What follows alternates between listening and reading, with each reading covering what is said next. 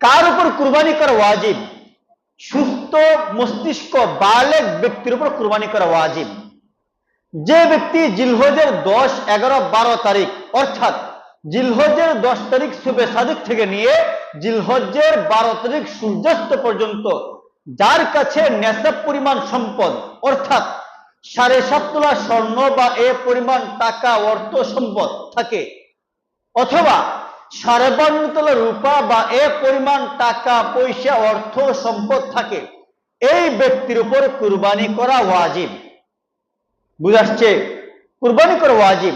তো এটার দ্বারা বোঝা গেল কুরবানি ওয়াজিব হলে এটা 1 বছর নেশাব না, নেশাবটা 1 বছর শর্ত না, বরং 3 দিনের মধ্যে যদি কোনো ব্যক্তি নেশাবের সমতুল্য হয়ে যায় এই ব্যক্তির উপর কুরবানি করা ওয়াজিব। 1 বছর হাউলে হাল লাগবে না, মালে নামেই লাগবে না, মাল বৃদ্ধি হচ্ছে বাড়বে ব্যবসার মাল এমনও শর্ত না, বা 1 বছর হাউলে হাল এটাও শর্ত না, বরং জিলহজ মাসের 10 তারিখ সুবে সাদেক থেকে জিলহজ মাসের 13, 12 তারিখ সূর্যাস্ত পর্যন্ত যদি এই নেশাবের সমতুল্য কারো কাছে মাল থাকে এই ব্যক্তির উপর কুরবানি করা ওয়াজিব।